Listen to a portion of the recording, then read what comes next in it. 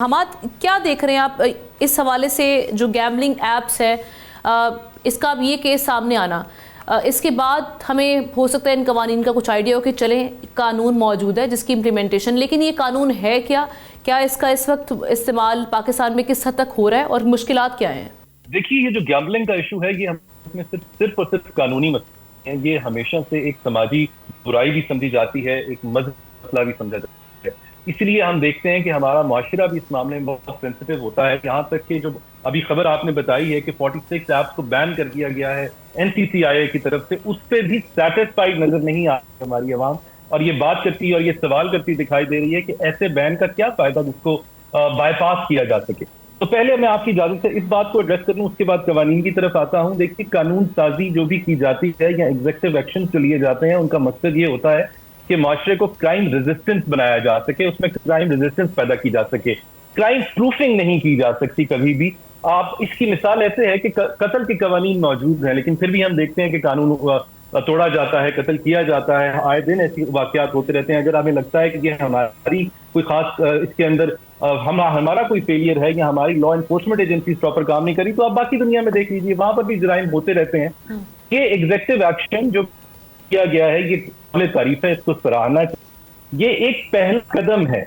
माशरे को प्रोटेक्ट करना एक ऑन गोइंग अमल है। अगर हमें लगता है कि ये वाहिद अमल ही किया गया है और यही आखिरी मंजिल है, इसको हमें गलत लगता है, इसके ऊपर मजीद करने चाहिए कि आगे हम क्या कदम उठा रहे हैं। 1961 में ही स्पेशल लॉज हमारे सामने आ गए थे, जिसको 1977 के एंटी गैम्बलिंग एक्ट से रिप्लेस किया गया। उसके बाद हमने देखा कि प्रोविंशियल लेवल पे भी इस सिलसिले में कानून साजी की गई। इस कानून के अंदर ये बात बहुत वाज़ेह कर दी गई कि तमाम बेटिंग एक्टिविटीज, तमाम गैम्बलिंग गैर कानूनी की गई हैं, और बड़ा क्लियरली बताया गया है कि कोई भी शख्स ऐसी गैम्बलिंग एस्टैब्लिशमेंट अगर ऑपरेट कर रहा है या उसमें पार्टिसिपेट कर रहा है या पब्लिकली ऐसी कोई एक्टिविटीज कर रहा है तो उसके खिलाफ कानूनी कार्रवाई की जाएगी। मसला हमने ये आया कि जब ऑनलाइन एक्टिविटीज हमारे सामने शुरू हो गई, इंटरनेट आ गया, तो हमारा ये मौजूदा कानून जो 1977 इसको केटर नहीं करता था। अभी भी हम जिस वाक्य का जिक्र किया है कि हमारे नाफिज करने वाले इदारे प्रिवेंशन ऑफ इलेक्ट्रॉनिक क्राइम का सहारा ले रहे हैं, खासतौर उसकी 13 और के अंदर ऑनलाइन फॉर्जरी, इलेक्ट्रॉनिक फ्रॉड का जिक्र किया गया है। यहाँ ये चाहिए ऑनलाइन गैम्बलिंग डायरेक्टली मेंशन नहीं है हमारे कानून में, ये सब मौजूद है और हमारे कानून साजों को अमेंडमेंट ले तो 1977 के कानून को अपडेट करें या पैका के अंदर ही अमेंडमेंट लेकर आए जो इस चीज को डायरेक्टली करे।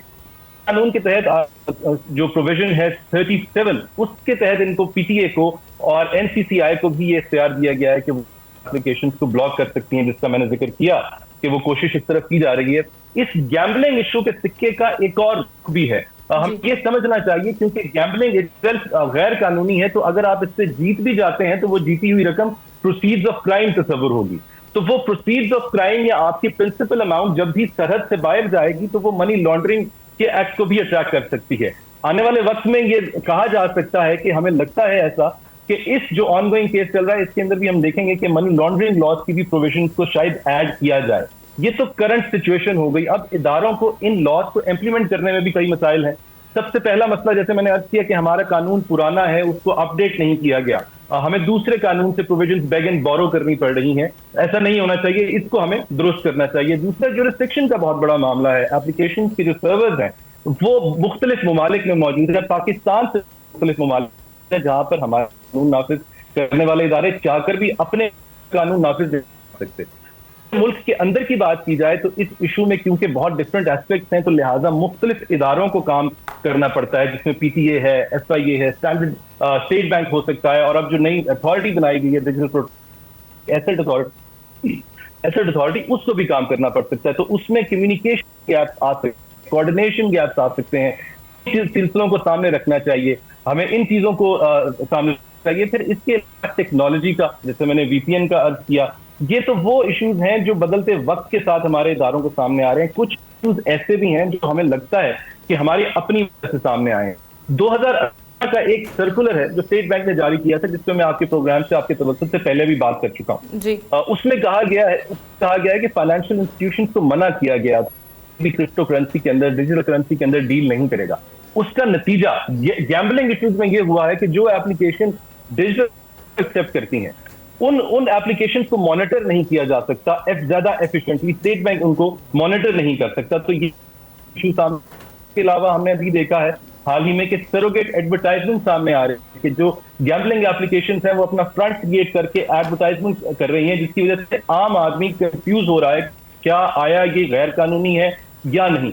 पहली बात कर दूं कि एक्सक्यूज ये नहीं लिया जा सकता कि हमें कानून का इल्म नहीं था, लेकिन ये कानून का इल्मी और आपकी नीयत का ना होना एक मिटिगेटिंग सर्कमस्टांसेस जरूर हैं जो अदालत के सामने आएंगे, और हमें लगता है कि शायद अदालत इस चीज को कंसिडर करके कोई ना कोई अपने किसी नतीजे पे पहुंच सकती है इन मामलात में। इसके अलावा हुकूमत को चाहिए कि वो अवाम को बताएं कि जो सार्फिन इन एप्लीकेशन के सार्फिन हैं उनका डेटा जिसकी तरफ आपने जिक्र किया है वो एट रिस्क है। इसके अलावा ये जो एप्लीकेशन है ये बहुत ज्यादा फ्रॉड की नीयत से आती हैं। ये या तो आपका डिपॉजिट ही लेकर गायब हो जाती हैं, या अगर गायब नहीं होती तो एल्गोरिदम्स और ऐसे ऑड मैनिपुलेट करती हैं आपके खिलाफ कि आप वहां पर जीत नहीं सकते, और अगर आप जीत भी जाते हैं तो आपको पे आउट्स नहीं मिलते, आपको पे आउट्स को क्लियर नहीं किया जाता, आपके डेटा जो जिसके बारे में कहा जाता है कि data is the new king, उसको प्रोटेक्ट नहीं किया जाता। आपकी बैंकिंग ट्रांजैक्शन अगर ऐसी एप्स के साथ की जाएगी तो आपके बैंक अकाउंट को फ्रीज किया जा सकता है। बहुत से खतरात यानी इसके साथ मौजूद हैं, लेकिन सबसे पहले तो हमें इस लॉ के हवाले से लोगों को ये अवेयरनेस देना बहुत ज़रूरी था कि जो लॉज हैं वो किस तरह से काम करें, क्योंकि लोग शायद इस चीज़ से अवेयर ही नहीं है कि उनको किन मुश्किलात का कानूनी मुश्किलात का सामना करना पड़ सकता है। और उसके साथ साथ जो आपने अभी लास्ट में जो बात की कि किन किन खतरात का सामना करना पड़ सकता है। सब्सक्राइब करें और बेल दबाएं ताकि कोई खबर रह न जाए।